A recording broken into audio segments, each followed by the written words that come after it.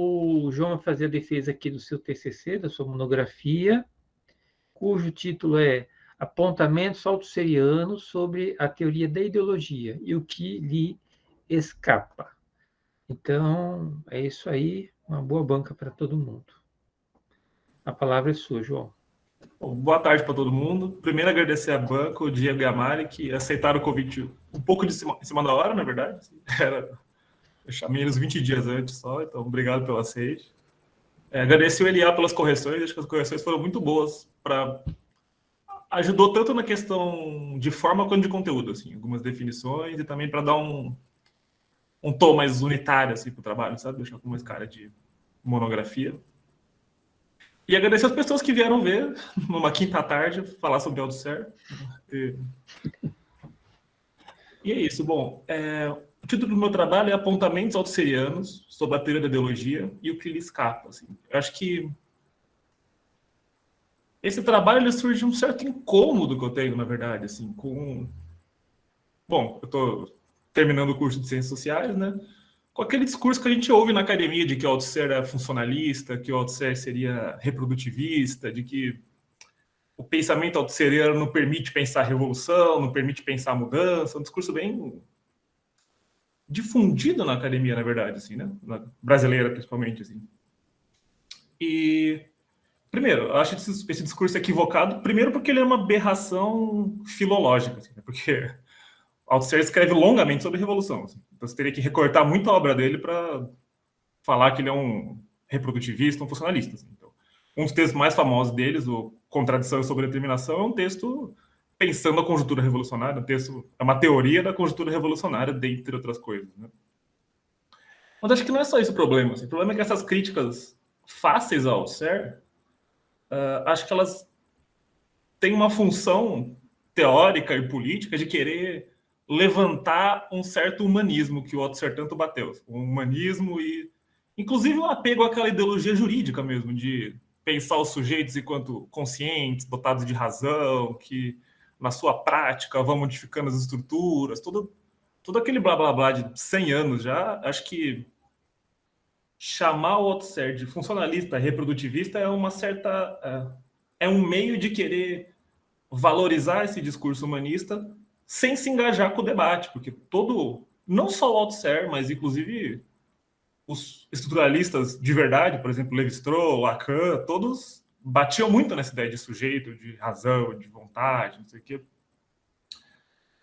Então, acho que o meu incômodo com esse discurso foi a primeira coisa que me fez começar essa pesquisa. E a minha proposta, então, era mostrar que o construto teórico althusseriano permite pensar a revolução e a mudança. Basicamente é isso. Então, por isso que...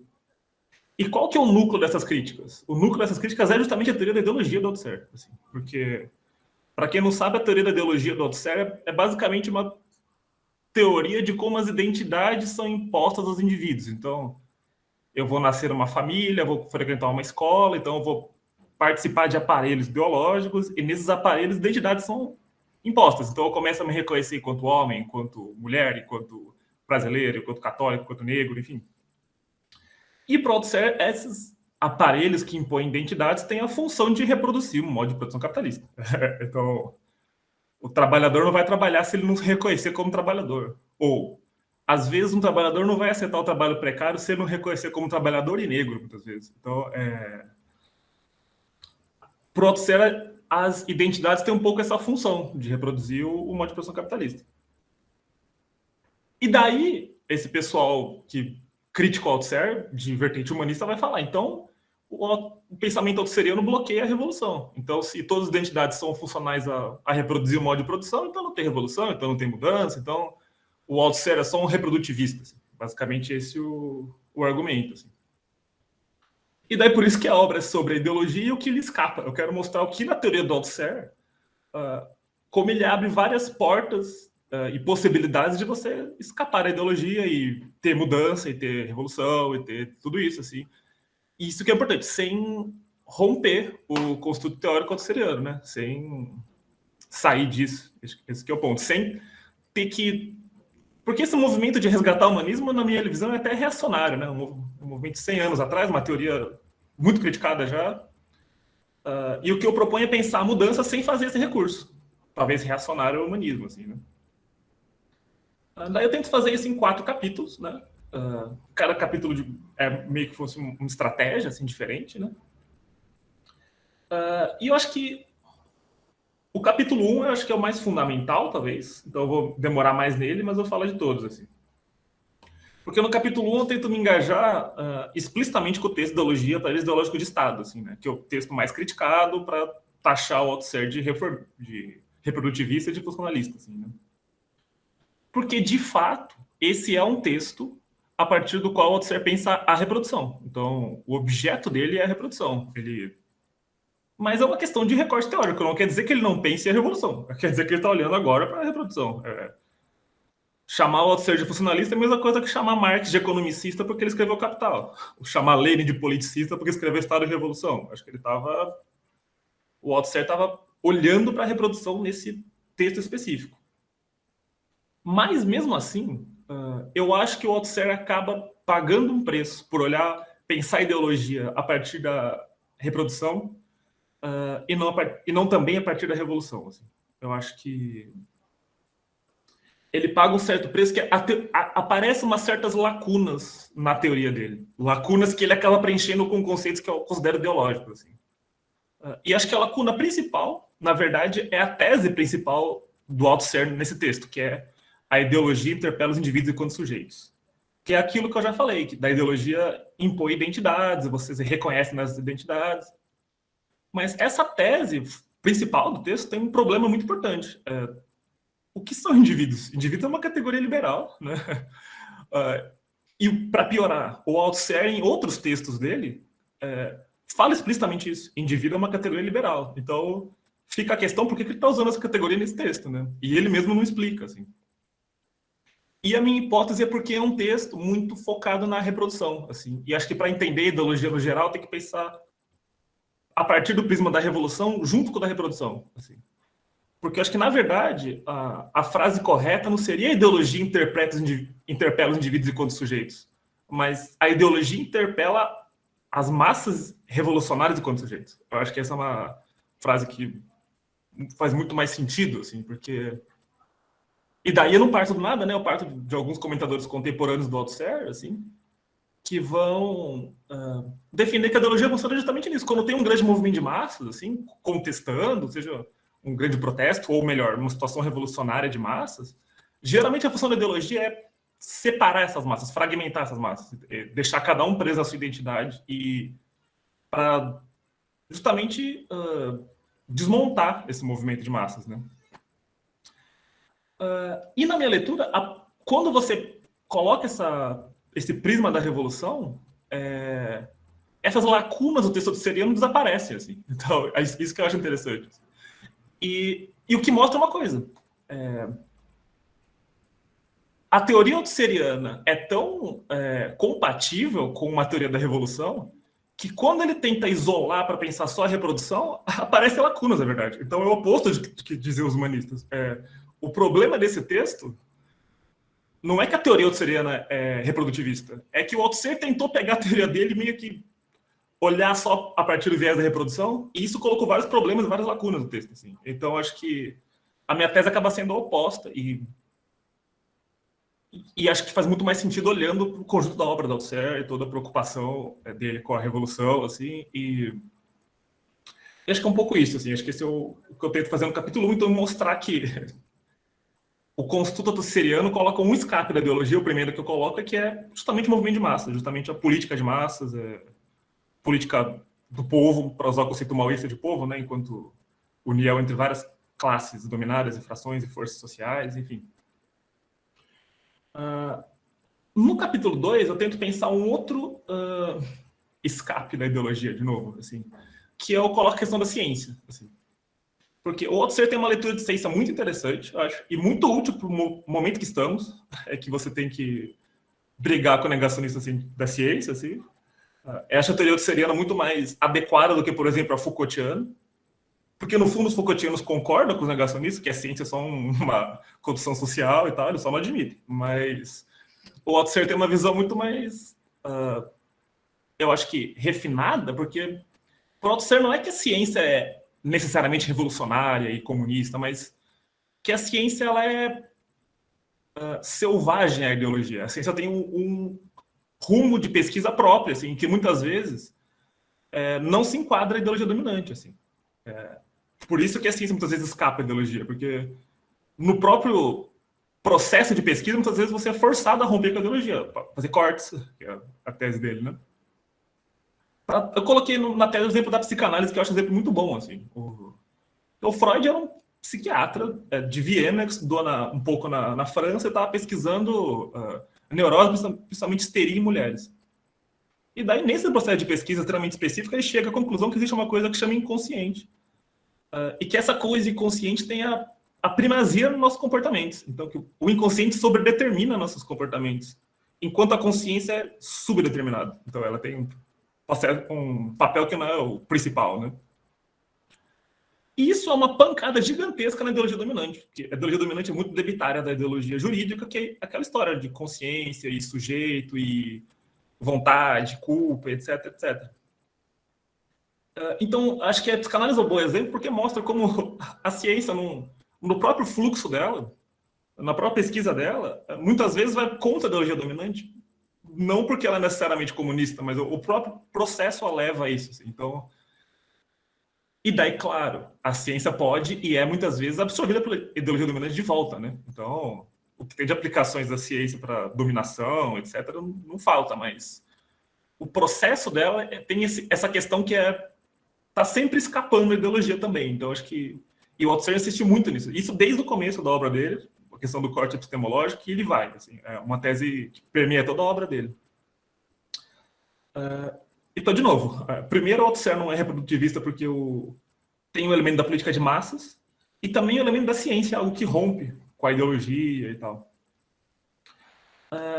No capítulo 3 eu mudo um pouco de abordagem e eu resgato a obra do Carlos Henrique Escobar, assim, que foi o primeiro grande difusor das ideias do Althusser no Brasil, assim, e formulador de uma teoria da ideologia. Assim. Ele faz esforço muito análogo do Polantzas, então ele tenta isolar o domínio do ideológico e fazer uma teoria do ideológico, assim, tal como o Polantzas faz com o político, né? E, bom, eu tenho uma teoria complexa da ideologia que eu não vou abordar aqui, porque senão vai ficar mais 20 minutos a mais do que eu deveria. Mas acho que o ponto principal é que o Escobar, ele também é um pesquisador muito ligado à questão da saúde mental e tal, e ele coloca isso também como outro escape da ideologia, assim. Que se a ideologia é a imposição de identidades, assim, muitas vezes uma doença mental é uma espécie de revolta individual e impotente, mas ainda assim uma revolta contra essas identidades impostas a nós diversos aparelhos ideológicos. Assim. Então ele coloca a doença mental não como, de novo, um elemento revolucionário, mas como uma revolta em potencial, assim, a ser explorada por movimentos emancipatórios e tal. Então acho que o Escobar tem essa contribuição que vai muito no sentido do que eu estava buscando encontrar no Althusser. Assim. E, por fim, no capítulo 4, eu me coloco o último problema, assim, o último problema do TCC, né? Tem vários ainda, como eu coloquei nas conclusões, que precisam ser pensados. Que é como pensar uma política, de novo, sem fazer esse recurso a categorias ideológicas do humanismo, consciência, autoconsciência, autocontrole, autonomia e tal. E eu achei uma resposta interessante nas reflexões althusserianas, e daí eu fui no Badiou também, sobre a Revolução Cultural Chinesa, assim, né? Porque a Revolução Cultural é como se foi um grande experimento de anti-humanismo político, assim, porque a proposta do Mao Tse-tung era incentivar o movimento de massas de milhões de pessoas e ver o que ia dar. Assim. Foi um pouco isso. Assim. Incentivou críticas, deixou os trens da China de graça para os intelectuais viajarem para o campo, o pessoal do campo para a cidade, então uma grande confluência de ideias. E disso ele esperava que surgissem novas organizações, e de fato surgiram. Assim, comunas, guardas vermelhas, etc. Então, na minha leitura, é um exemplo de política que não se reduz a consciência de classe, a consciência. Pelo contrário, é uma política pensada numa atividade de massas muito aberta ao aleatório. Assim. Por isso que eu chamei o aleatório também, porque ele está chamando as massas para ver o que dá. Assim. Foi um experimento muito em aberto. Assim. Eu acho que é um pouco isso, enfim. E daí eu tentei nesses 4 capítulos pensar, de novo, a partir dos princípios autosserianos, pensar como é muito possível pensar a revolução, sem precisar romper com esses princípios, sem precisar fazer recurso a algo exterior ao construto autosseriano. Acho que era isso. Massa, João, muito obrigado. Eu falei 20 minutos, mas nem contei, nem sei quanto tempo você falou. A gente deixa em aberto, assim, não tem muito problema, não. Ninguém vai reclamar, eu acho. Então, valeu aí pela exposição, acho que deu um bom panorama, né, para a banca e para, né, quem está aí, né, ouvindo a gente. Ouvindo você, na verdade, ouvindo a gente não, ouvindo você. E agora a gente passa para as arguições. Temos aqui o Diego e a Mari. Quem quer começar? Quer começar, Mari? Pode ficar à vontade. Você que sabe, se quiser começar, pode começar. Não? Você não quer? Dá, tanto faz para mim. Pode começar. Você quer que eu comece? Vai, Diego, então. Legal. Primeiro, gostaria de agradecer o convite para participar, para poder comentar o seu trabalho, João. Achei muito bom o seu trabalho, assim, gostei muito de ler, ele está bastante fluido, né, sobre o que foi a contribuição do Eliel aí, né? Eu achei ele bastante fluido, e achei de grande relevância, assim, a empreitada que você tenta fazer no trabalho, assim, me chamou bastante atenção, assim, é um desafio muito grande, é difícil alguém fazer isso num TCC, e você faz isso muito bem, assim, traz elementos muito interessantes, assim.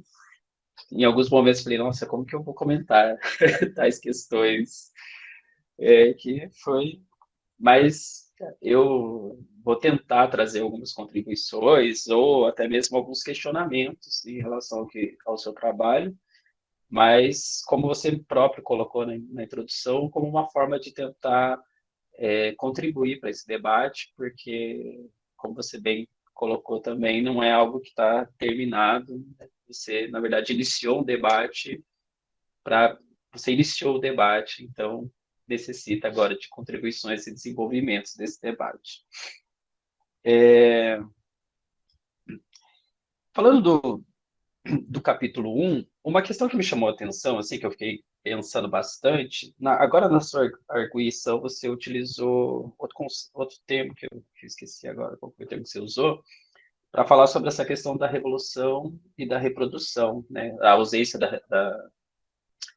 da revolução dentro desse texto, que é a ideologia e os aparelhos ideológicos de Estado. No trabalho em si, você trabalha como se fossem duas problemáticas distintas no trabalho.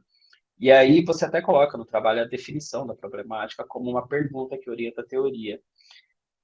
Nesse termo específico, eu acho que acho que mereceria um pouco mais de atenção o próprio conceito de problemática do Althusser, porque ele trabalha se você for pegar no por Marx mesmo, ele tem essa definição no texto, mas ele vai estabelecer algumas outras definições sobre a questão da problemática em notas de rodapé. Então, em alguns momentos, ele coloca a ideia de problemática como uma pergunta que o autor faz, que é como você define no próprio texto, e às vezes ele coloca a problemática também como sistema de perguntas, que em algum momento você coloca no texto também. E aí, a minha questão, na verdade, em relação a essa noção de problemática, é que, na minha concepção, o Althusser ele mobiliza o conceito de problemática justamente para falar sobre a questão do corte epistemológico que vai diferenciar o pensamento do jovem Marx do pensamento do Marx maduro. E aí, quando você coloca reprodução e revolução como duas problemáticas, eu não sei se daria para ver esses dois conceitos como pertencentes a problemáticas distintas. Porque se você for ver, né, já que o conceito de problemática é um conceito que fundamenta a noção de corte epistemológico, tem até uma nota de rodapé que é a nota 44 do texto do Jovem Marx, lá, sobre o Jovem Marx, que ele coloca o seguinte, quando é falando sobre a ideia da problemática, ele vai falar assim: compreende assim que o Marx queria dizer ao falar da necessidade de abandonar o terreno da filosofia hegeliana, pois não somente em suas respostas, mas já nas próprias perguntas havia uma mistificação. Então, o que eu estou tentando dizer é que eu acho que essa noção de problemática ela é mais importante porque ela diz respeito a uma estrutura do pensamento. E quando você trabalha com a noção de problemática, como posso dizer, que ela fundamenta uma estrutura de pensamento, um conjunto de conceitos. Então, tem um texto, que é o texto da Isabel Monal, que tem na Crítica Marxista, não sei se você conhece. Acho que o Léo conhece, Léo? Que ela Sei quem é Isabel Manal, mas o texto em si eu não conheço. chama Ser Genérico, Essência Genérica no Jovem Marx. E aí ela vai falar especificamente sobre uma tríade conceitual que está presente no Jovem Marx, se eu não me engano é no texto sobre a questão judaica, que ela vai falar que existe uma tríade conceitual nesse texto, que seria a ideia de essência humana, alienação e emancipação. E aí, o argumento dela parte do seguinte princípio, que não dá para usar esses conceitos de maneira isolada, porque esses conceitos eles são consistentes entre si e harmônicos entre si. Então, não tem como, por exemplo, você usar um conceito de alienação fora da ideia de essência humana, porque não faria sentido você trabalhar com essa noção. Porque um conceito depende do outro. Então, a questão aqui fundamental seria: o jovem Marx ele está inserido dentro de uma problemática que é uma problemática humanista. E essa problemática humanista ela vai determinar o conjunto de conceitos que ele vai mobilizar, e ao determinar esse conjunto de conceitos que ele mobiliza, também determina quais são as questões que ele vai poder fazer dentro desse conjunto de conceitos. Tanto que o texto da ideologia alemã, como o próprio Althusser vai colocar, né, na ideologia alemã, como a ciência marxista ainda não está formada, mas a filosofia marxista está se formando, o Marx ele já começa a conseguir mobilizar outros conceitos, como o conceito de... Agora eu esqueci os conceitos agora que ele vai... Não sei se ele já começa a falar de modo de produção, mas ele já começa a falar em alguns outros conceitos que diriam respeito à questão de uma problemática marxista, que seria a problemática da história, né? Então, eu acho que até em algum momento do texto você fala sobre a questão da leitura sintomal, né? O papel da leitura sintomal é justamente a gente conseguir encontrar aquilo que não está dito no texto.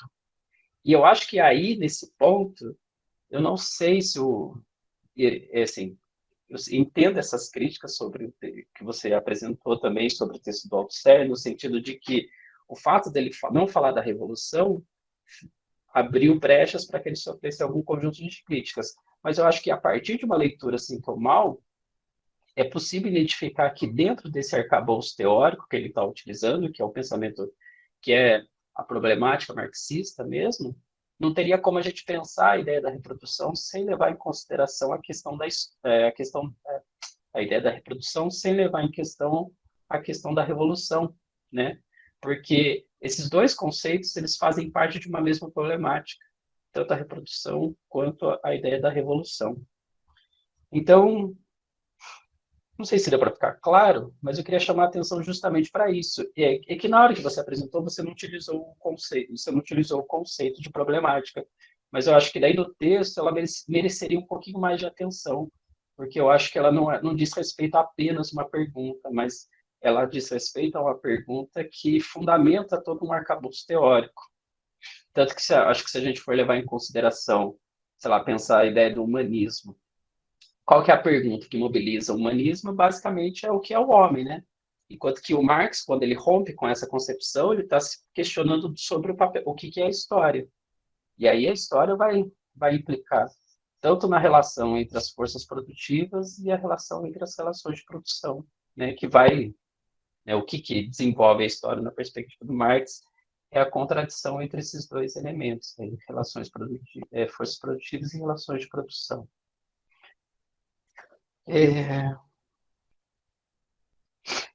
Então, assim, daí eu chamaria atenção mesmo na questão do primeiro capítulo, em relação a isso, essa questão da problemática, que eu acho que é algo que me chamou a atenção. Não sei se você quer comentar alguma coisa em relação a isso, João?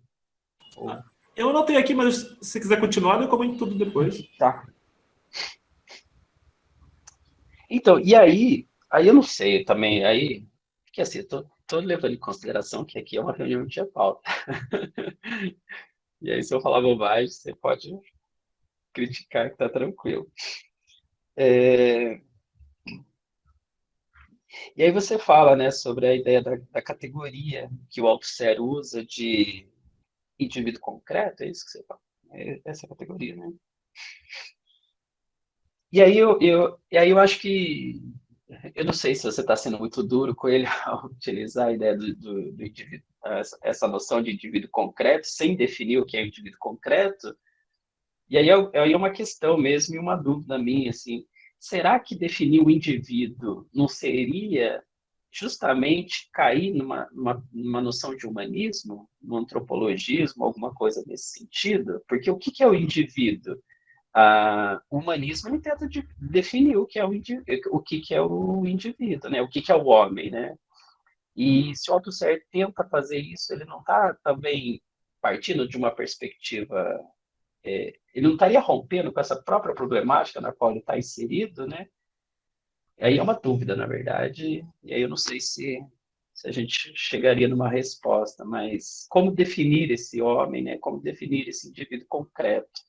Porque eu acho que quando você parte da ideia de indivíduo concreto, você está partindo de um princípio de que é o indivíduo dentro daquele contexto histórico no qual ele está inserido, dentro da história propriamente dita. Então, não tem uma definição universal do que é do que seria esse indivíduo concreto, que ele pode se modificar com o desenvolver da história. Então, você não teria uma essência humana. Então, seria essa minha dúvida mais geral, assim. Tá, isso é capítulo 1. No capítulo 2, eu achei bastante interessante também esse capítulo, porque que você está questionando justamente a teoria do Bachelard, né, de pensar a própria ideologia pré-científica como um erro. Aí é só uma contribuição mesmo para pensar essa questão. Tem um texto do Quartim de Moraes, que ele vai falar as abstrações entre a ideologia e ciência, não sei se você conhece, que me chamou a atenção, na verdade, eu lembrei desse texto porque ele vai falar sobre, né, um paradoxo lá dos dois caminhos que o Marx parte do princípio, que seriam as representações caóticas e as representações vazias, ou as representações nulas, né? E aí o Marx vai falar que o caminho da ciência seria você partir dessas representações vazias, né, que vão adquirir significado não, mentira, confundi aqui. Ele está falando dessas noções de representações, né? A representação caótica, ela seria um conteúdo vasto, que é um conteúdo obscuro, mas é um conteúdo real, que é a ideia de população, a ideia de nação, né? Que está presente dentro da realidade. Enquanto as representações vazias ou nulas, elas são aquelas que adquirem um significado dentro de um sistema conceitual. Então, tipo, a ideia de classe, ela seria uma representação vazia se você pensar a noção de classe fora de um sistema conceitual, que vai levar em consideração a ideia de trabalho assalariado, capital, e assim consecutivamente. E aí a ideia do paradoxo dos dois caminhos é justamente se servir, né, que o Marx vai falar que partir do todo para chegar a algumas relações determinantes, abstratas e gerais, né, que foi, por exemplo, o papel dos economistas lá do século XVII. Então, eles partiram de noções mais gerais, que expressavam a linguagem corrente, como a ideia de nação e Estado, e a partir disso eles fizeram um trabalho teórico de abstração em relação àquilo. Então, eu acho que você coloca isso no texto de outras maneiras, porque eles estão partindo de uma representação ideológica da própria realidade, e a partir disso tentando fazer um trabalho teórico. E aí o Marx vai falar que o caminho correto é você se servir dessas determinações abstratas, que são pensadas, e a partir daí criar ferramentas analíticas para reproduzir o que seria o concreto no pensamento, né? E aí E esse seria o caminho, o método cientificamente correto na análise do Marx. E aí ele coloca justamente isso, né, que o erro, no caso, não tinha sido para, no caso, se há um caminho em quem partiu do primeiro erro, esse caminho você não pode responsabilizar aqueles que partiram desse caminho, porque eles não tinham outras ferramentas para pensar, eles criaram ferramentas. Então, se existia um erro teórico ali, seria justamente os economistas do século XIX, que já tinham essas categorias formadas, partir ainda de representações ideológicas da realidade, que é justamente daí aquilo que o Marx tenta demonstrar que seria o processo da ciência. E aí é mais um comentário geral mesmo, assim, e aí eu acho que o seu capítulo deu a entender justamente esse processo, né? Quando você faz uma crítica de que pensar que essa ideologia pré-científica é um erro, você tem que levar efetivamente em consideração, né, aquelas categorias que são as categorias, o contexto social, né, onde aquilo está inserido, quais são as ideologias existentes dentro do contexto, e assim consecutivamente. Sobre o... Acho que é aqui, era isso que eu queria comentar. Não. Sobre a questão da contribuição do Luiz Henrique Escobar, eu achei bastante interessante assim a proposta que você trouxe, né, do que ele tentou fazer, né, que seria pensar a questão do ideológico dentro dessa tríade, né, já que o Marx pensou econômico, antes do político, o Henrique Escobar tenta pensar, então, essa dimensão do ideológico. Aí, nesse caso, eu tinha só uma questão. Como que ele pensa a questão da filosofia? Porque se você tem, você coloca lá no final, né, que ele vai pensar a questão da arte, da ciência, como uma forma... Qual que é o termo que você coloca aqui?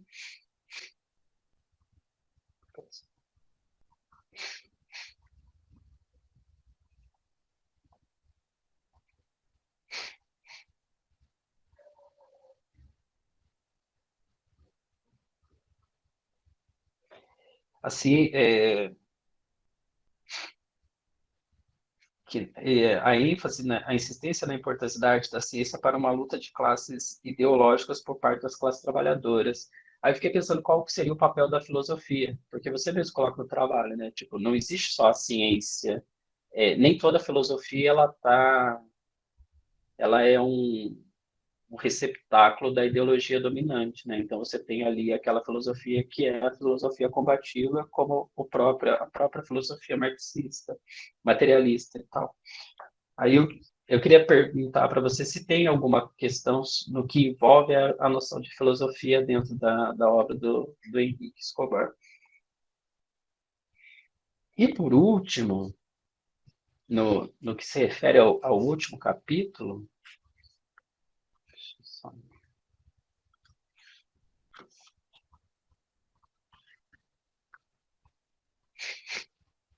eu fiquei pensando o seguinte também, né? Como eu estava falando sobre aquela questão da problemática, eu fiquei pensando justamente isso. Quando você usa o Derrida para falar, e aí você vai falar que ele está inserido numa outra problemática teórica, né? E aí eu fico pensando como pensar esses conceitos de outra problemática dentro da problemática marxista. Até porque o próprio Derrida, como você coloca, ele vai pensar o marxismo como um espectro, né? Não como uma ciência, efetivamente, e tudo mais. E aí eu fiquei pensando justamente nessa questão, né? Como falar de conceitos que estão inseridos em problemáticas distintas. Fiquei pensando até na questão do Poulantzas, por exemplo. O Poulantzas ele vai utilizar o conceito de burocracia que está presente no Weber, né? Só que ele não usa o conceito de burocracia presente no Weber da maneira como está presente no Weber. Então, ele pega esse conceito, mas qual que é o termo? Ele faz com ele esqueci o termo. Ele não é ressignifica, Reformula? O que você quer dizer? Ele faz uma lei... Quando, Ele reformula o termo. ele reformula. Mas tem um outro termo que a gente... Esqueci o termo, mas enfim. Mas ele reformula esse conceito. Então, tipo, ele não traz o conceito de burocracia do Weber dentro de uma problemática, que seria a problemática marxista, como conceito de burocracia da maneira como está no Weber. Mas ele vai tratar como uma ideia de ideologia, né? Com a noção de ideologia. Aí eu fiquei pensando justamente disso, né? Como trabalhar com esses dois conceitos, que são duas problemáticas distintas. E aí eu fiquei pensando, né? Quando você coloca lá questões implicadas na reflexão derridiana de virtualidade, agência, do que é espectral, etc., como dar conta dessas questões sem romper com a problemática marxista. Aí eu fiquei pensando se uma formulação melhor não seria, é possível incorporar essas questões na problemática marxista e como incorporar essas questões. E aí você vai desenvolver que já existe uma espectrologia desenvolvida dentro do marxismo, que é desenvolvida pelo Althusser. E daí ele vai falar, assim como Derrida, o Althusser também identifica ilhas de comunismo como um ente virtual, como uma tendência de um possível futuro que pode ou não se realizar. E aí eu fiquei naquela questão, né? Tem aquele debate que fala que esse último Althusser, ele rompe não só com os textos anteriores do Althusser, mas também como ele rompe com o próprio marxismo, né? E aí eu fiquei pensando justamente nisso. Essa concepção de virtualidade, que é qual que é o materialismo, como que é o nome do materialismo? Materialismo Aleatório? isso. O materialismo aleatório, ele tipo, como que ele vai implicar na própria compreensão da realidade dentro de uma problemática marxista? Porque se você for pensar, no marxismo, o processo de desenvolvimento histórico ele se dá por meio da ampliação da contradição entre as forças produtivas e as relações de produção. Então, quando essas contradições elas tomam uma determinada proporção, isso leva a uma mudança no contexto histórico. E aí eu fiquei pensando, se você pensar no caso do materialismo aleatório, será que o materialismo aleatório ele não gera uma impossibilidade, talvez, na apreensão dessa realidade no plano teórico? Porque, assim, basicamente ele fala que tal coisa pode ou não pode acontecer. Como que a gente aprende a realidade a partir da teoria dentro dessa impossibilidade? E E aí, daí eu fiquei pensando também, né? Como que esses elementos eles podem se encontrar? Daí você coloca lá, é somente no curso das lutas que as forças que estabilizam o modo de produção comunista pode se tornar realidade. Mas isso não seria o que levaria a essas forças se encontrarem não seria efetivamente a ampliação das contradições entre as forças produtivas e as relações de produção? E se for isso, essa noção do materialismo aleatório, ela não seria problemática para pensar, né? O pode ou não pode acontecer? E aí, eu acho que é isso. Daí, e tem até um momento que você fala sobre a questão da Itália, né? Tem um texto, que é uma carta que o Marx escreve, deixa eu ver se eu acho aqui.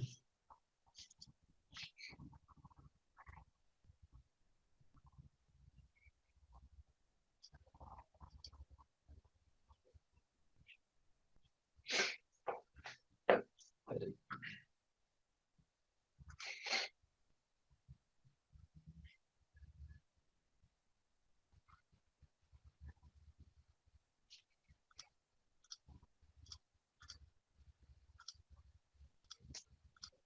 Tinha salvo aqui, mas...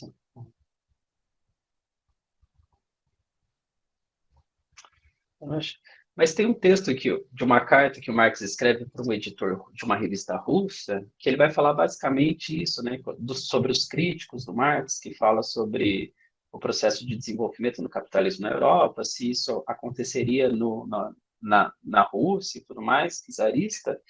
E aí ele fala que, você, por exemplo, você tem expropriações e gera desocupados justamente na Grécia. Então, você tem a concentração de propriedade nas mãos de uns e trabalhadores livres despossuídos, só que mesmo assim, mesmo tendo essas duas, e um mercado desenvolvido, e mesmo assim você não tem a geração, por exemplo, de uma sociedade capitalista, né? Porque teria outros elementos que seriam necessários para que se formulasse ainda uma sociedade capitalista. Então, o fato do capitalismo não ter acontecido na Itália, por exemplo, lá no século XV, talvez não fosse a falta ainda de elementos que pudesse promover efetivamente a constituição do capitalismo, do que a ideia do encontro, né? que é o encontro que acho que bateu, não bateu, alguma coisa assim, né? Então, eu fiquei pensando dentro dessas questões. Como que você vê justamente essa crítica que se faz sobre essa última fase do Althusser, da ruptura com o materialismo e também com o marxismo e com a própria problemática marxista? Assim, acho que, em geral, esses são os comentários que eu gostaria de fazer. Não sei se eu falei muito rápido e tal, mas espero que ajude, dê para a gente conversar um pouco sobre.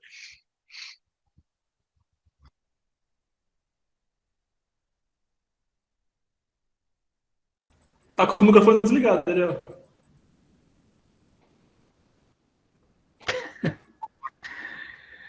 Verdade, né? Nem me toquei. Valeu, Diego. Obrigado aí pelas suas contribuições bem interessantes, instigantes. E aí, passo para o João. Tá. Contigo. Obrigado, Diego. Olha, foi um monte de coisa. Tinha que ter horas para falar aqui, mas vamos lá. Eu gostei bastante dos comentários, acho que você úteis. Primeiro, a questão da problemática no capítulo 1, né? Eu acho que eu concordo, mas acho que é coisa que eu consigo resolver numa nota de rodapé, assim. Acho que deixando claro que eu estou tratando a problemática de um jeito mais regional, assim, do que o Althusser, porque realmente o Althusser, a problemática é o que separa o continente da ciência da ideologia, assim, né? Algo mais... E acho que eu tento fazer a mesma coisa que o Althusser faz, então eu me inspiro muito no Ler o Capital, assim. Ele é muito interessante. O Althusser chama a atenção quando Marx leu Adam Smith, assim, onde está trabalho em Adam Smith, o termo trabalho, na verdade deveria estar força de trabalho. Ele coloca literalmente uma lacuna, um parênteses, assim, em vazio, assim. E esse vazio no Adam Smith, ou seja, a força B que está suprimida vira só trabalho, faz toda uma diferença, assim. Acho que nesse tipo de leitura que eu me inspirei, mas eu acho que sim, o fato do Althusser olhar pelo prisma da reprodução causa os mesmos efeitos, né? Eles ficam essas lacunas assim, no texto dele. Mas, de fato, eu acho que não é problemática do jeito que ele fala, porque a problemática do jeito que ele fala é mais genérica, não mais genérica, mas é isso, é mais... É o que diferencia ciência da ideologia, né? Então, mas acho que se eu colocar a nota do rodapé, que eu trato a problemática quanto algo mais específico, assim, né? mais regional, talvez, acho que talvez resolva, né?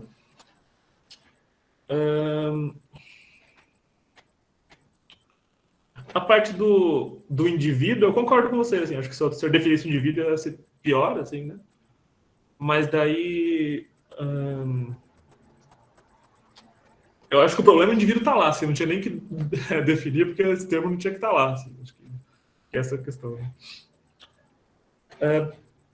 Sobre a filosofia no Escobar, eu acho que isso dá um bom debate, assim, porque o Escobar ele vai seguir muito o Althusser, assim, e principalmente o Althusser tem um texto famoso dele que chama Lenin e a Filosofia, assim, e é um texto muito bom, assim, porque é uma palestra do Althusser para os filósofos da França, assim, os maiores filósofos da França, né, o pessoal lá da escola normal, e o Althusser termina falando que filosofia não tem objeto, que filosofia não é uma ciência, não é nada, assim, e choca todo mundo, a gente vai embora e tal, mas Mas a tese do Althusser é interessante, assim, acho que é um pouco que o Escobar...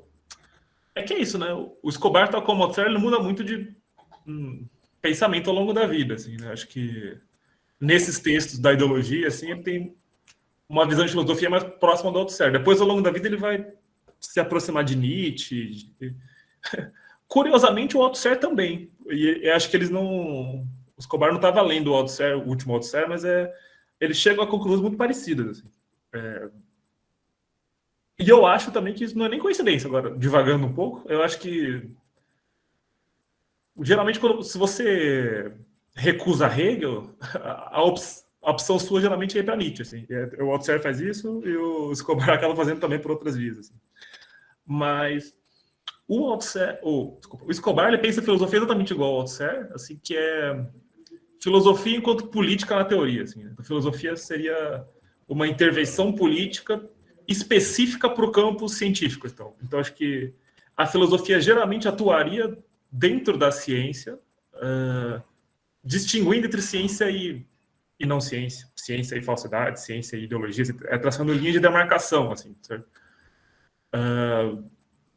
Entre verdadeiro e falso, enfim. E daí, a questão para o Althusser é que tipo de efeito que a filosofia vai ter. Então, uma filosofia materialista tem que fazer as intervenções pensando em desenvolver a ciência, pensando em desenvolver a política, então tem que fazer intervenções que facilitem o trabalho científico, né? E não intervenções que já um filósofo idealista tenderia a fazer intervenções buscando absorver a ciência para dentro da filosofia, assim, absorver a ciência para dentro da ideologia. O Althusser ele cita muito o Lenin, naquele materialismo e empiricriticismo do Lenin, né? O Althusser por isso chama Lenin a filosofia, o texto dele, inclusive. E o Lenin está justamente numa época, o Lenin está fazendo polêmica no ramo da física, né? Além de escrever sobre imperialismo, de fazer a Revolução Russa, ele ainda tinha tempo de estudar física e de tretar com as tendências da física da época. E nesse texto, o Lenin está intervindo justamente numa crise da física no começo do século XX, né? Que a física do Newton começa a mostrar problemas, né? E daí que vai surgir a física quântica, a relatividade, enfim. Mas nesse período de crise, antes de surgir as soluções, assim, virou um terreno fértil para todo filósofo idealista fazer uma formulação pseudocientífica e tentar absorver a física para ele, sabe? Então, acho que é um pouco isso que o Escobar e o Althusser estão pensando, assim, que o idealismo vai tentar se aproveitar até dessas crises normais da ciência para trazer a ciência para o idealismo e, em última instância, para a dominação, né? Em última instância, é isso. E daí o materialismo teria... Uma filosofia materialista para o Escobar seria a filosofia que lança teses e que desenvolve a ciência. Assim. Inclusive porque para eles a filosofia não tem objeto, né? Você não chega a uma verdade. São teses que você lança e espera os efeitos delas, né? Por isso que para ele, na verdade, só terminando, a filosofia não evolui, né? A filosofia é sempre uma batalha entre idealismo e materialismo, assim, porque um joga uma tese, outro joga outra, é como se fosse uma guerra mesmo, assim, né? na concepção dele. Muito mais do que um conhecimento neutro de objeto, etc. E daí a questão mais difícil, que é a do materialismo aleatório. Assim. O Boito é dessa leitura, né? Que o materialismo aleatório seria uma ruptura epistemológica no Althusser, assim, que ele teria abandonado o terreno da ciência. Assim. Eu acho que eu discordo. Assim. Eu acho que tem um texto muito bom que é o do Emílio Dípola, que é o altusseriano argentino, que ele, inclusive, era da guerrilha, foi torturado pela ditadura argentina e tal. E ele tem um texto que chama Infinito Adeus do Althusser, e que ele, mais ou menos o que ele foi fazer foi pensar quando começa o materialismo aleatório no Althusser, porque aí que começa a complicar o negócio, porque se você volta nos anos 70, ainda mais depois que o Althusser morreu, a galera começou a revirar os baús dele lá dos textos, você volta nos anos 70, já tem tese do materialismo aleatório explicitamente colocadas. Assim. Naqueles comentários sobre Maquiavel e sobre o Rousseau, tem muita coisa de aleatório. Assim, do Althusser. Então não dá para falar que já é no final da vida. E daí você vai voltando ao longo da vida do Althusser sempre aparece esse tema do aleatório recorrentemente. Assim. Tanto que no Contradição sobre a Determinação, uma revolução encontra diversas contradições, né? Ele não usa o termo aleatório, mas de certa forma está presente ali, né? E daí essa questão, né? Se rompe com o marxismo, acho que é difícil falar, né? Eu acho que primeiro, o Althusser, para pensar materialismo aleatório, está pensando muito numa teoria para pensar a prática política. Assim, que acho que, para ele, faltava isso no marxismo. Assim, faltava uma teoria da política. Assim, o que é política, como faz a prática política. Não uma teoria do Estado. Isso tem, mas uma teoria assim, da prática política mesmo. Né? Uma teoria mais... E eu acho que depende de como você lê o materialismo aleatório. Assim. Eu acho que eu não acho que ele rompe com o marxismo, porque eu tendo a ler o aleatório não como falta de determinação, mas como pluralidade de determinações. Tem várias determinações que não se conversam e que aparecem, bem no espírito do Contradição sobre a Determinação. Acho que se você lê o aleatório desse jeito, assim, tem várias contradições que se encontram enfim, então existe uma determinação, não é como se fosse tudo pode acontecer. Sabe? Eu acho que se você lê por essa chave, não rompe com o marxismo, mas daí é isso, depende de como você lê. Eu nunca li esse texto dele, mas eu sei que o Negri, o Antônio Negri, o marxista italiano lá, ele fala que ele fala em termos de elogio ainda, que o Althusser ele é o primeiro teórico pós-moderno do Estado, por causa do materialismo aleatório. Eu não gosto dessa leitura, mas eu acho que depende de como você lê, assim. Então, eu sou mais dessa leitura do Emílio Dípolo, assim, porque, de fato, esse tema aparece muito no Althusser. Se você vai voltando, assim, você tem que excluir praticamente... Sobra basicamente o ler o Capital, que talvez não apareça, assim, mas até no Por Marx já vai aparecer no tema do aleatório, sabe? É uma coisa complicada, assim. Deixa eu ver. E no capítulo 4 também você disse a questão da problemática, né? De como pegar um conceito de uma outra problemática e trazer para a sua, né? Acho que isso é uma questão que eu sempre penso, assim, que não é fácil, assim. Eu lembro de de ler um pensador, inclusive trotskista, o Isaac Deutscher, lá, que escreveu a biografia do Trotsky, não sei o quê. Ele falou uma vez, criticando o Lukács, que às vezes o pessoal quer inverter Hegel e você acaba de cabeça para baixo e o Hegel continua de pé como estava, sabe? Porque depende de como você vai lidar com outra problemática, você absorve lá um conceito, aquele conceito ele tem não uma vida própria, mas ele faz parte de um complexo de conceitos, então não é nada simples, né? Eu acho que a minha referência nisso é o Polantzas, né? Eu acho que só consegue absorver se você tem uma teoria muito bem já sistematizada na sua cabeça, assim, né? Você já tá... Aí você tem que chegar muito armado, assim, não sei, para poder absorver a problemática, outra problemática não marxista, assim, sabe? Você tem que ter já uma teoria, ou pelo menos esboço de uma teoria, assim. Tanto que o próprio Polantzas, na introdução do Poder Político, ele fala que ele só vai poder fazer essa teoria dele porque o Marx já fez uma teoria geral dos modos de produção e a partir dessa teoria geral que ele vai fazer esse processo de leitura sintomal dos autores, né? Tanto da teoria política burguesa quanto da teoria política marxista. E eu acho que isso, acho que é um pouco a questão de tá muito bem armado teoricamente, assim, né? Igual numa guerra, você não entra em guerra com o exército mais forte, você não vai pegar o ponto frágil da teoria e conseguir absorver com uma teoria estranha o marxismo, assim, sabe? Eu acho que tem que ter... É como eu penso, assim, mas é realmente uma questão que eu me coloco, assim, porque é uma questão importante, né? Até na nossa vida cotidiana, assim, eu acho que, não sei, pensar... O exemplo mais impactante para mim é a questão da guerra híbrida, né? Todo mundo falando no campo marxista, assim. Não é fácil você pegar esse conceito, que é um conceito nada a ver com o marxismo, e usar a guerra híbrida para fazer análise de conjuntura, assim, requer um tratamento, assim, né? Tanto que muitas vezes você vê o pessoal usando guerra híbrida e no final é só uma teoria política muito ruim, assim. Acontece muito, sabe? falar que junho de 2013 foi uma guerra híbrida da CIA, sabe? Esse tipo de coisa. Mas acho que é isso. Legal, valeu, João. Satisfeito, Diego? Mais alguma questão? A questão tem, né? Mas vou deixar mais, depois a gente conversa no final. Tá bom. Valeu. Mari, é contigo. Obrigado, viu, Diego? É contigo, Mari. Oi, gente, boa tarde para quem entrou depois, né? Diego, que bom estar aqui com você, né, na banca. Queria agradecer o Eliel pelo convite, o João, em especial, pelo convite e pelo texto, né, por me chamar para ler o texto.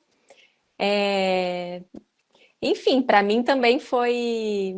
Eu não esperava menos de você, né, João? Porque quando você já me convidou, eu já imaginei que vinha um trabalho muito bem feito e de que o texto ia ser muito bom. E de fato foi, né?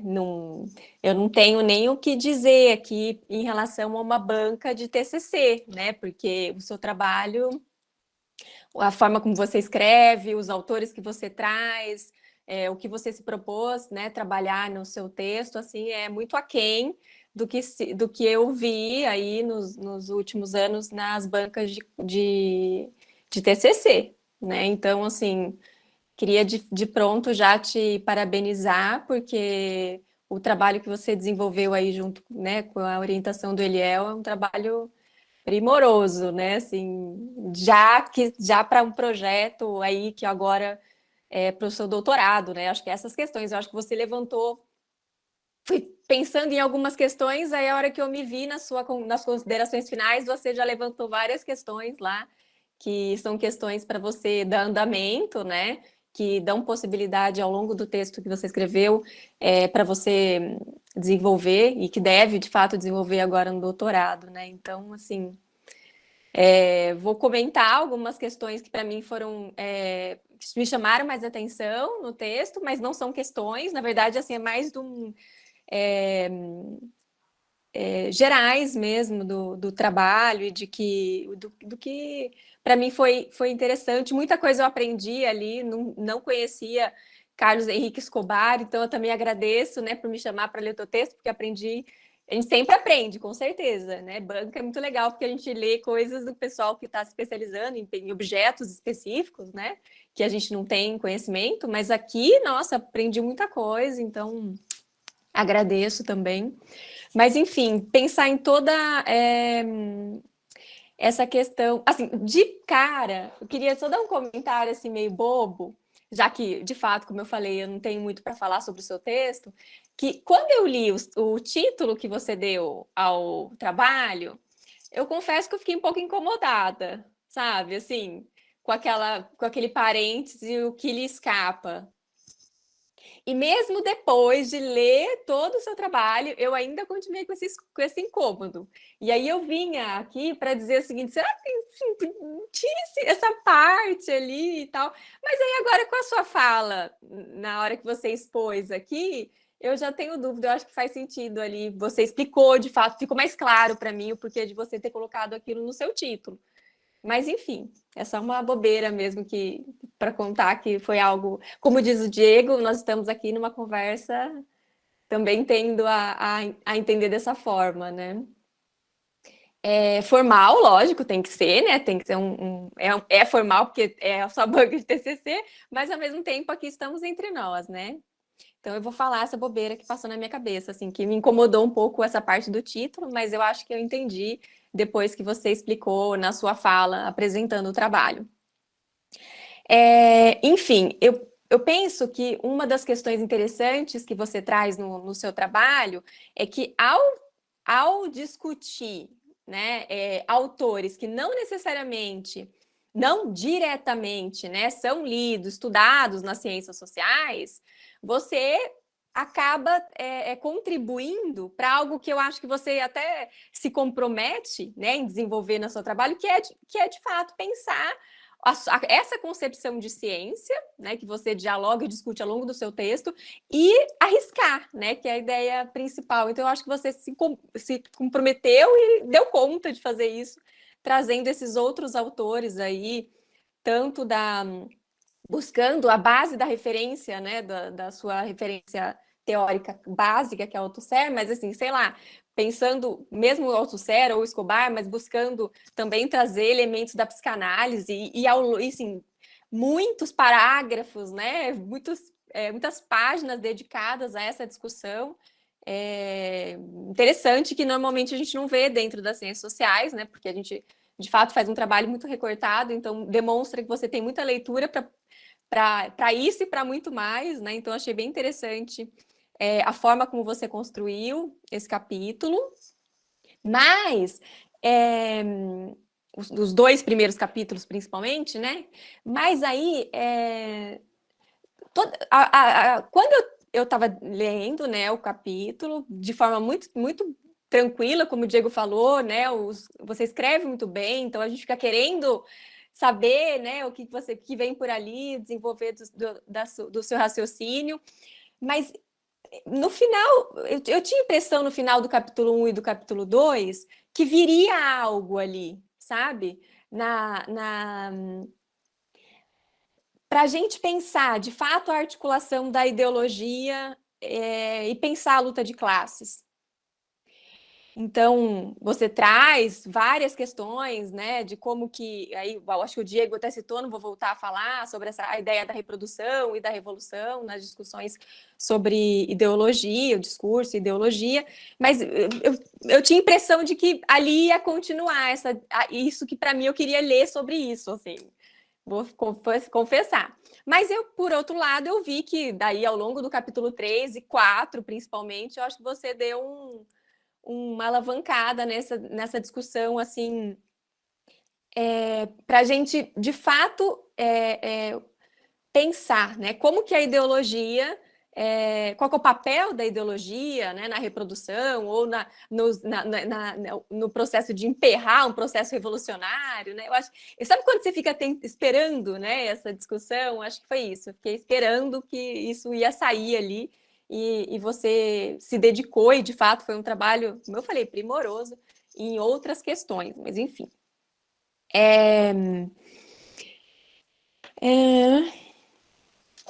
O que eu já falei. Mesma coisa em relação ao debate que você levanta, que eu acho que é bem interessante para o campo das ciências sociais, né, para a gente discutir mais no campo das ciências sociais, é como que, então, acho que você estava nessa hora citando o Escobar, como que esse discurso ideológico, tanto neurótico quanto psicótico, acho que é o Escobar que você estava discutindo, são expressão da luta de classes. Então, assim, você levanta esses elementos no seu texto, sabe? Mas eu fiquei esperando, assim, você desenvolver isso, que eu acho que é muito interessante essa discussão, né? E aí, assim, eu vi que no capítulo 4 você se debruçou mais por esse elemento, pensando nessa situação, por exemplo, da Revolução Cultural Chinesa.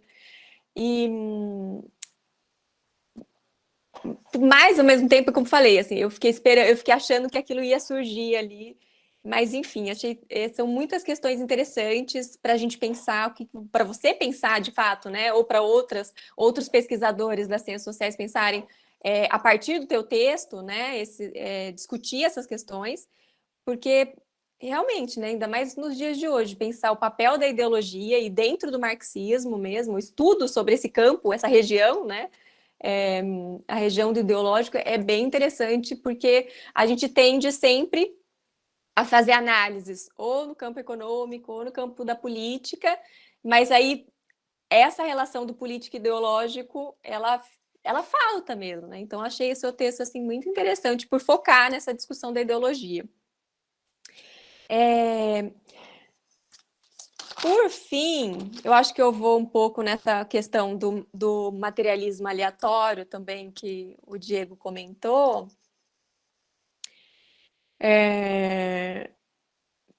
Sobre essa pega, né, do que seria no modo de produção capitalista, eu fiquei pensando, assim, como que essa ideologia, então, né, a ideologia, o direito, acabam sendo também no modo de produção capitalista uma pega dessa. Ao unificar esse povo, nação, aí trazendo alguns elementos do Poulantzas, né? Fragmenta esses indivíduos em outro, né, em espaço que não da classe social, né? E sim indivíduos portadores de direitos e tudo mais. Enfim, não sei, assim, algo que eu fiquei pensando, que eu queria que você, se você quisesse, ou pense ou não, também desenvolver, né? Porque pensar como que a ideologia e o direito, né, por meio do contrato de trabalho ou da manutenção da propriedade privada, como que esses elementos dão sustentação à dominação, né, no modo de produção capitalista, e isso seria, então, essa forma jurídica, ideológica, né, seria algo que sustentaria também o modo de produção capitalista, a manutenção desse modo de produção capitalista, né? E aí eu penso assim, será que é possível a gente manter a tese de... Porque, assim, uma coisa é a gente pensar que existem várias determinações, né? Que nem quando você falou do Diego, não falta uma determinação, são várias determinações, né? Pensando o materialismo aleatório. Mas aí, será que é possível a gente manter a tese de determinação em última instância econômica, mesmo diante do materialismo aleatório? Ou faz sentido isso, né? Ou não? Enfim, eu queria que você comentasse um pouco isso. E é isso, assim, achei interessante a última parte, você trazer, né, esse elemento das contribuições, né, da Revolução Cultural Chinesa. Acho que é isso, né, E aquilo que eu falei, né, as suas considerações finais ali levantam várias questões para você e para outras pessoas, né, continuarem essa pesquisa, e acho que é isso, né. Tem muita questão, muita coisa para falar do seu texto, mas como eu falei, como uma banca de TCC, eu acho que é só parabenizar mesmo e a gente depois conversar junto, né? Pensar essas questões teóricas juntos e é isso. Parabéns mais uma vez, João. Obrigado, Mari. Obrigado pelos comentários. Começando do começo, acho que... Pois é, o título, geralmente, eu acho que eu sou bom de título, mas eu não estava muito inspirado dessa vez. Se alguém tiver ideias, inclusive, tô aberto. Também não pensei em muita coisa diferente, assim. Sobre a questão da ciência e tal, eu dei uma importância também, inclusive porque eu tenho minha graduação em Química, né? Então acho que foi um jeito de eu lidar com a minha história de vida também, assim, isso que eu já fiz e tal, e também... Aí acho que eu também penso a ciência por uma perspectiva um pouco diferente, porque nas sociais tem muita gente que tem uma preocupação muito grande de se provar quanto ciência, sabe? E acaba provar que tem método e tal, e na sociologia principalmente, né? E eu veio de uma ciência exata que não tem essa preocupação de jeito nenhum, sabe? Porque é uma ciência já bem estabelecida, assim, e acho que isso dá uma perspectiva interessante para pensar a ciência, porque é isso, e o Althusser me ajuda muito nisso, porque a sociologia ela quer justificar a consciência porque tem método, assim, só por isso, assim, e não porque tem objeto. E acho que é por isso que o Althusser critica tanto a sociologia e defende o marxismo como uma ciência social e não a sociologia em abstrato. Assim, e eu acho que eu gostei muito das considerações dele porque refletiu algo que eu vejo na academia. Assim, toda aula de metodologia, o sociólogo quer provar que é ciência e tem essa necessidade. A questão de pensar a luta de classes, eu acho que é eu quero fazer isso no doutorado, assim, então a primeira resposta, talvez daqui 4 anos eu possa te falar mais, mas eu acho que sim, acho que ficou muita coisa em aberta, mas porque eu acho que demanda também ir além do Althusser, num certo sentido, assim, né? Acho que demanda estudos mais, talvez, empíricos, talvez, não empíricos, mas que mais concretos, assim, né? E como me propus, eu só meio que fazer uma crítica interna do Althusser, assim, eu tentei explorar o que deu, mas acho que, sim, faltou isso, assim, e eu acho que é isso, acho que isso vai demandar estudos mais concretos, talvez, ou seja, e além de só fazer leituras do Althusser, sabe? Que é o que eu gostaria de fazer no doutorado, futuramente.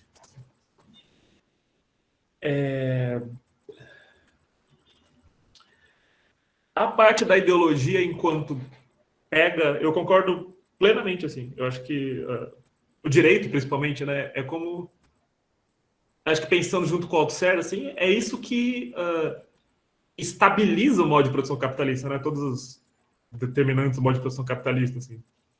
E por isso que é tão difícil fazer a revolução, porque muitas vezes você quer construir o modo de produção socialista com uma forma feita para estabilizar o modo de produção capitalista, assim.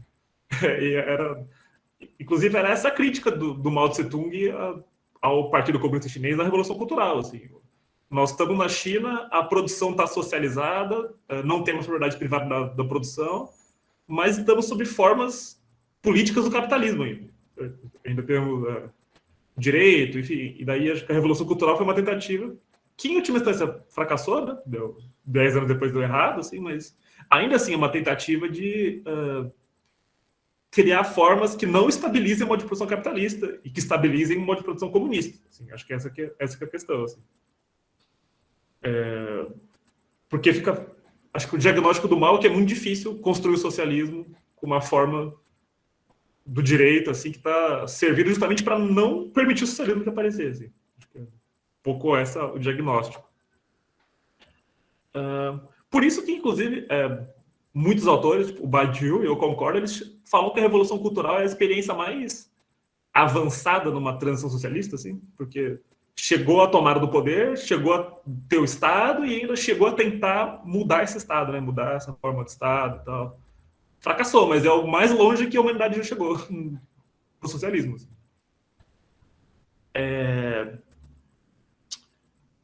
E daí a última questão, que é uma difícil questão também, né? De como pensar a determinação em última instância do econômico como materialismo aleatório, né? Seria algo contraditório, assim. O Alisson Mascaro tem uma leitura que eu acho interessante. O Alisson Mascaro, ele é peculiar, porque ele é autosseriano, mas ele, na teoria do Estado, ele não é, né? Então, nesse ponto, a gente discorda dele. Ele tem uma teoria mais ligada ao Pascanes mesmo e tal. Mas nos temas da ideologia, ele defende o Althusser. Assim. Ele fica... E ele tem um livrinho sobre materialismo aleatório que saiu pela Contracorrente, assim, e que ele defende a seguinte tese, que eu acho uma tese interessante. Assim, durante o modo de produção já estabelecido, tem a determinação última instância do econômico, no capitalismo, no feudalismo. Nas transições entre modos de produção, o que reina é aleatório. Assim, acho que ele harmoniza desse jeito. Assim. E ele parte de uma constatação, assim, porque quando o Althusser fala do materialismo aleatório, os autores que ele mobiliza são, basicamente, Maquiavel, Hobbes, Rousseau. São todos autores que pensavam a sociedade numa época de transição entre o feudalismo e o capitalismo. Assim. Então, por causa disso, assim, o Alisson vai levantar a tese de que durante a transição, assim, o que reina é o... Não aleatório, mas acho que essa determinação em última instância fica um pouco suspensa, assim, numa transição entre modos de produção. Assim. Eu não sei, eu não tenho uma opinião formada, mas parece uma tese interessante para harmonizar, assim, porque acho que isso é um grande desafio agora para a gente que é autosseriano, né? O Althusser tem várias teses corretas, assim, mas muitas vezes se contradizem, né? Que cada vez ele afirma uma coisa, justamente porque ele pensa muito a conjuntura, né? Está fazendo intervenção de conjuntura. E é isso, né? O Alisson tenta dar uma... não jogar fora nem o Althusser nem o Marx, assim, é uma tentativa, não tenho opinião. Assim.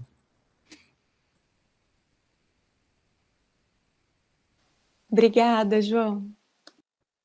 Satisfeita, Mari? Mais alguma questão? Satisfeita? Bom, então, né, passamos aí o momento das arguições, agradecer de novo, né, aos dois, né, muito interessantes, né, tanto do Diego quanto da Mari colocaram questões bastante importantes, agora, né, na arguição da Mari, bem legais, acho que dá para o João pensar várias coisas também. Então, antes da gente pedir para vocês saírem um pouquinho, depois vocês entram, eu aviso o João, passo o link. Eu não sou banca propriamente dito, mas eu acho interessante assim contextualizar um pouco esse momento, né? De forma mais geral e talvez um pouquinho mais específica. Primeiro começando, bom, a grande novidade aqui é que na verdade a gente tem uma banca genuína, né? Uma banca própria do grupo, né? Eu até comentei com o João que a gente tem procurado também, já que passa o tempo, né, e já há bastante tempo que o GEPAL está na área aí, na praça, né, no campo de batalha das ideias, as pessoas vão se formando, né, e vão se qualificando para participar, né? Já fiz várias bancas com a Mari. Com o Diego, acho que é a primeira, né, Diego? É a segunda? Qual foi a primeira? Teve a da Yasmin. Ah, é verdade. Então, já é a segunda com o Diego. Enfim, né, a gente vai aproveitando a nossa própria força intelectual para poder conversar, né, e tal, né. Eu sempre lembro, já falei isso, né, até mesmo para o João, eu sempre lembro do ingresso dele no GEPAL, né. Ele me procurou nos corredores ali, disse, posso participar do grupo e tal, né. João, mas faz ciências sociais? Agora sim, mas veio lá da química e tal, né. Diz ele que já tinha me visto aí pela UEL em outros momentos, né? Então, assim, foi vou dizer assim, João, para você, foi uma aquisição, uma aquisição muito importante, muito boa, né? Você e de outros, né? Dos que estão aqui, tem a Lara, até outro dia estava a Miriam, né? Espero não estar cometendo nenhum. É que eu estou com não estou conseguindo ver todo mundo, então não sei se tem mais alguém no grupo. Ah, tem o André, que entrou recentemente, que eu dei um toque para ele agora há pouco. Falei, André, estamos discutindo AutoSer lá. Então, talvez te interesse. Ele falou que ia tentar ouvir e acompanhar. Então, assim, foi muito bom, né? E o João já tem uma reflexão bastante acumulada, né, para a juventude dele, amadurecida, né? Ele, a Lara também tem publicado aí em blogs e tal. O João também, eu incentivei, né, ele a publicar também em revista científica. Aliás, você foi lembrado outro dia, viu, João? Lá na Lutas Sociais, o Lúcio perguntou, se o João tiver alguma coisa, fala para ele enviar. Eu falei, Lúcio, ele vai defender o TCC, não sei se ele vai querer tirar alguma coisa, ou mesmo enfim, fazer algum artigo, né? Então, o Lúcio já lembrou de você, olha só, né? Então, tem um cara aí, né, repercutindo, né, a sua produção, né, nas esferas aí, né, das revistas, né? Então, isso é muito, muito bom, né? Um prazer enorme. Então, assim, na dissertação do mestrado do João, foi acima da média, né? Prática quase que uma tese, né? Agora, a gente está diante aqui de um TCC muito acima da média, né? Muito acima da média, assim, no nível de pelo menos uma dissertação de mestrado. E que se esticar a corda aí, certamente você tem um campo de investigação gigante pela frente, né? E já dava para perceber que você tem uma pegada mais teórica, né? De pegar essas lacunas e procurar discutir, acrescentar, colocar lá uma ideia, né? Um conceito. Isso é muito bom, né? Já fez isso no mestrado e agora no seu TCC, né? Poderia ser o caminho inverso, né? Poderia ser o TCC daqui, que seria um mestrado, mas já fez um mestrado, então é uma capacidade muito grande. Parabéns aí pelo seu trabalho, né? Foi muito bom. Foi não, né? Está sendo. Espero que você não fuja do GEPAL, nos abandone, né? E esteja junto conosco aí nas próximas batalhas, né? Só duas coisinhas. Diego, eu acho que, em relação ao que você colocou, eu acho que o que a gente costuma dizer é assim, né? Você incorpora e retifica o conceito de uma outra, enfim, do Weber, né? De uma outra problemática, né? Se a gente quiser chamar assim, né? E ao incorporar e retificar, porque sem retificação aí não daria certo, né? Você acaba produzindo um outro conceito. Então, de burocracia nasceu o burocratismo, né? Aproveitando a ideia, né, do que você mesmo tinha falado, né? Exato, é isso mesmo. Dessas Incorpora e palavras. retifica. Exatamente. Então, isso o Pulantzas fez muito, né? Enfim, adoidado, e é isso, né? Agora, só uma outra coisa, em relação ao materialismo aleatório, eu sabia que era polêmico, né? Mas o João tem toda a liberdade aí para produzir, para pensar, né? E eu concordo em grande medida com a forma como ele tratou a ideia, né? O conceito de materialismo aleatório, desde que a gente pense isso como prática política, né? Uma prática política. Porque aí tem uns pepinos no meio, né? Que aí volta para o que a Mari falou e também para o que o Diego disse, né? Essa contradição entre relações de produção e forças produtivas, eu sempre fico me perguntando, provocativamente, qual é o papel da luta de classes nesse processo. Que é aí que eu acho que entra a proposta de você pensar a prática política. O Pulantzas fala da prática política, mas não desenvolve prática política. Né? Não é isso, João? Você concorda? Né?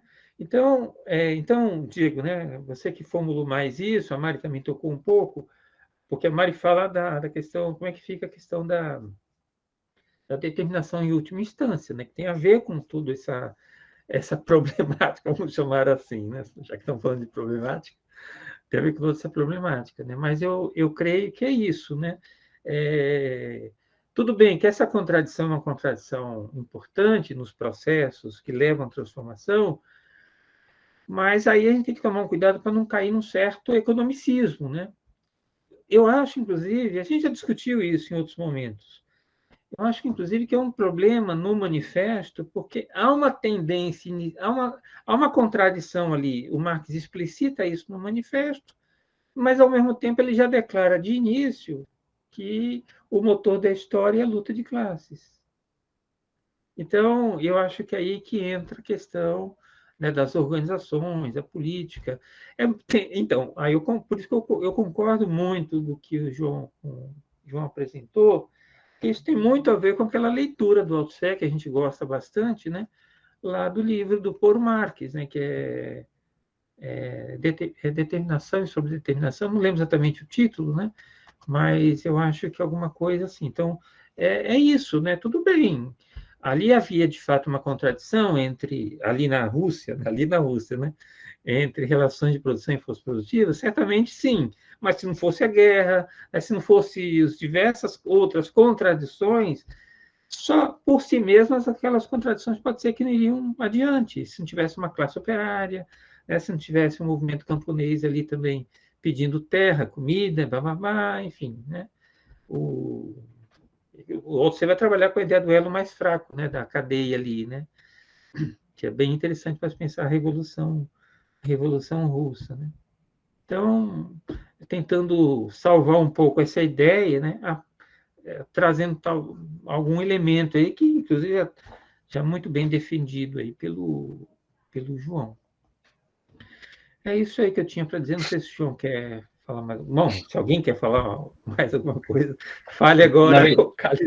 Não, eu acho que a questão era mais porque, lógico que não era espaço também para isso, mas como o João não abordou, eu queria saber mais ou menos como ele pensava a questão, né? Não é nenhuma crítica, mas é mais uma curiosidade mesmo, no sentido de saber como que você pensa isso, porque com certeza, pela leitura que você fez, com certeza você sabe que existe essa questão, só que ela não estava posta no texto, né? Mas era mais Claro, por por isso que você sugeriu mesmo, né? Nossa, eu achei que era o dia que tinha saído. Não. A Mari caiu, né? Caiu. É por isso mesmo que você sugeriu, né? Incorporar alguma coisa. O João disse que pode fazer isso em notas de rodapé, bem tranquilo. Esclarece mais, arredonda melhor o texto. por isso que, a minha opinião, né? Não sei se o João concorda comigo. Aí dele se não concordar. Na minha opinião, as arguições de vocês foram muito boas, assim, muito assertivas, né? Para a finalização, né, do texto, na entrega final da redação, né? João, você quer falar? Os comentários rápidos, só. Eu acho que Claro, fica à vontade. eu acho que a questão do materialismo aleatório, acho que o grande foco é a prática política mesmo, né? E o Althusser falava que o marxismo não tem uma teoria da prática política, e eu concordo. Assim, acho que o grande teórico da prática política é o Maquiavel, depois eu não conheço. Depois, talvez. Acho que esse que é o desafio. Assim. E. Acho que o Gramsci também pensa um pouco, mas, enfim. Mas muito em estado prático, né? Muito em estado prático, isso, em estado prático, claro. Eu acho interessante porque o Althusser ele começa tirando o Hegel do marxismo, né? E daí você vai puxando aquele fio, vai puxando, e termina numa materialismo aleatório, né? Porque acho que é um grande trabalho teórico muito complexo, né? Porque, enfim. Daí só uns comentários rápidos, assim, eu acho que essa banca do GPAL foi muito boa, porque no final a gente conhece pouco as pesquisas dos outros, né? A gente tem uma vez por ano que a gente lê, mas é muito pouco, né? Ninguém consegue ler de todo mundo. E acho que com bancas assim circula o que a gente produz, porque a gente acaba se reunindo para ler texto, mas a gente não sabe o que o outro tá pesquisando muitas vezes, né? Ou sabe, mas não sabe em detalhes, né? E o William falou que eu procurei no corredor, porque eu conheci o GPAL em 2013, foi por causa daquele seminário que foi as Panteras Negras e tal. É verdade. E o seminário reuniu muita gente. E desde então eu fiquei, um dia eu vou participar lá daquele grupo e tal. E para finalizar, acho que eu gostei de todos os elogios, mas o que eu mais gostei foi que ele falou da minha juventude. Acho que eu tava precisando disso. E é isso. João, eu tenho que pensar, né, a partir do que eu sou, né? Tem um grande chão aí pela frente. Muito chão pela frente. Como todos vocês, né? O mais velho aqui sou eu, sem dúvida nenhuma. Então é isso, gente. João, muitíssimo obrigado, né? Não é nenhuma despedida, assim, né? Mas agradeço pela sua competência, pelo seu trabalho, seu compromisso.